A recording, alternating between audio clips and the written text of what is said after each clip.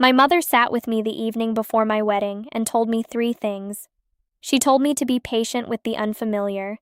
She told me that a good marriage was built in years, not days. She told me that the faith I was carrying into my new household would be the thing that held it together when everything else felt uncertain. All three of those things were true.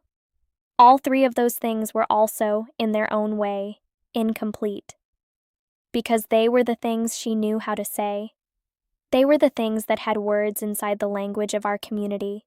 What she did not tell me, what nobody told me, what I had to learn by living inside the reality of it, were the things that did not have words.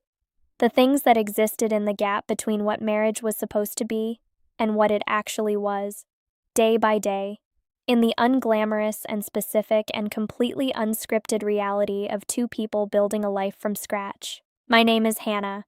I was 20 years old when I married, and tonight I am going to tell you the 4 things nobody told me before I got married. Not the things everyone knows, the ones underneath those, the ones that lived in the silence between all the careful advice. Let me start with the first one. And I want to start here because I think it is the most fundamental and the most universally unspoken. Nobody told me how physical it would be. I do not mean that in the way you might be thinking. I mean something more practical and more constant than that. I mean the sheer physical reality of sharing a household with another person, the proximity, the daily contact, the way two bodies occupying the same space develop 1,000 small negotiations that nobody prepares you for. The way another person's rhythm in a shared bed is a thing you have to learn. The way their particular way of taking up space in a room is a thing you have to accommodate.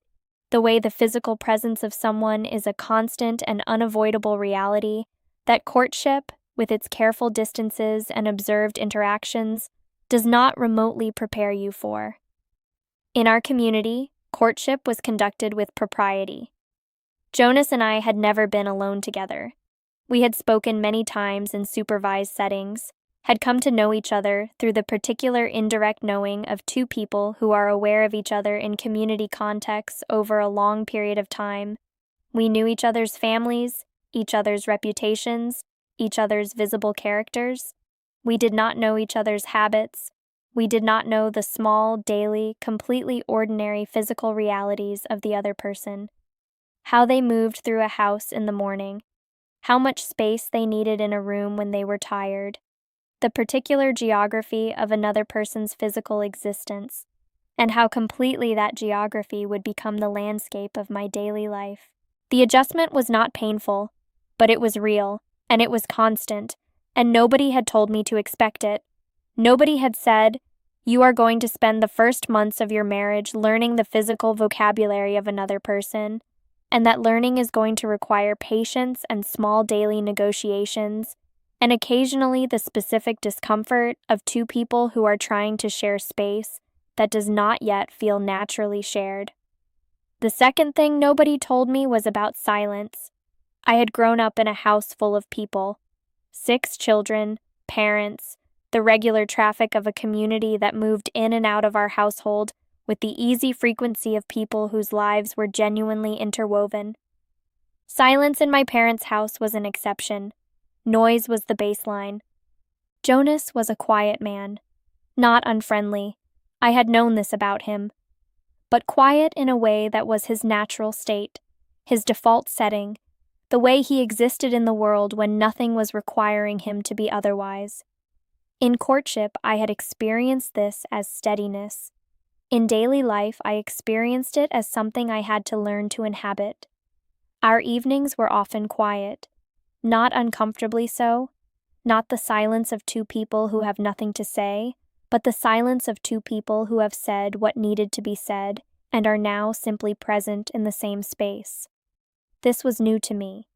I had grown up believing that conversation was the measure of connection, that being with someone meant talking with them, that silence was a gap between interactions rather than an interaction itself.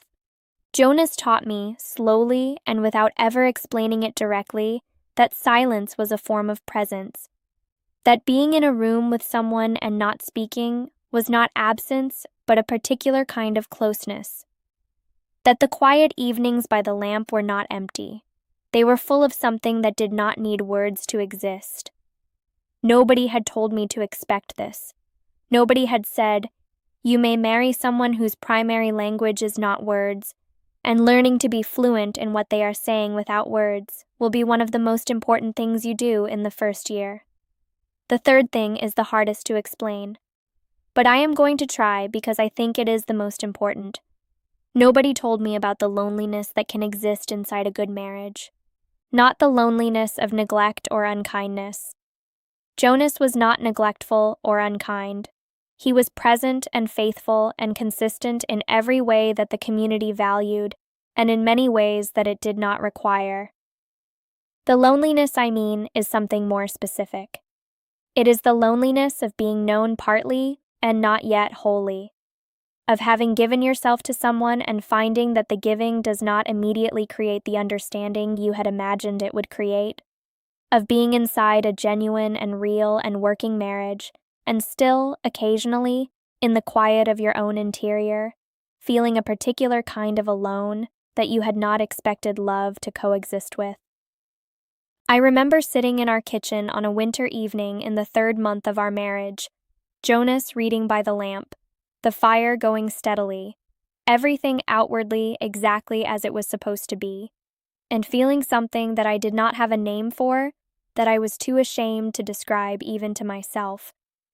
A kind of reaching, a sense that something I had expected marriage to provide was not yet present.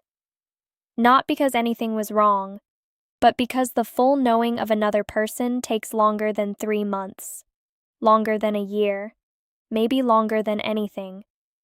My mother had told me that a good marriage was built in years. She had said this, but she had said it as a fact, not as a comfort for a specific feeling. She had not said, "There will be evenings when you love your husband completely and still feel a particular kind of alone, and that feeling is not a sign that something is wrong.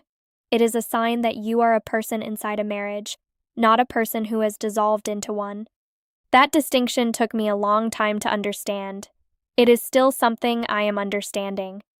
The fourth thing is one that I suspect some of the women who gave me advice knew but chose not to say, because it existed outside the framework of what was sanctioned to be said about marriage in our community.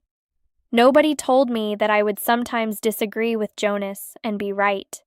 Not just have a different preference, genuinely, specifically, practically right about something while he was wrong, and that this would happen inside a structure that did not have an obvious sanctioned place for it. The ordning was clear that the husband was the head of the household. The bishop preached this with the consistency of something that had been true for as long as anyone could remember, and I believed it, not blindly but genuinely, as part of the faith I had chosen. What the teaching did not address was the specific, practical, daily reality of two people making decisions together when one of them has better information or better judgment on a specific question and is not the one the structure assigns the authority to. What do you do with being right when the framework says the decision belongs to someone else? I did not have a clean answer to this then. I do not have a completely clean answer now.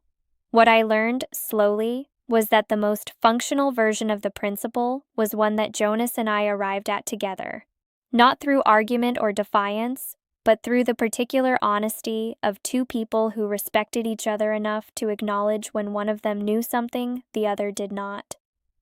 We built, over years, a private language for this, a way of navigating it that honored the principle without requiring me to pretend I was less than I was.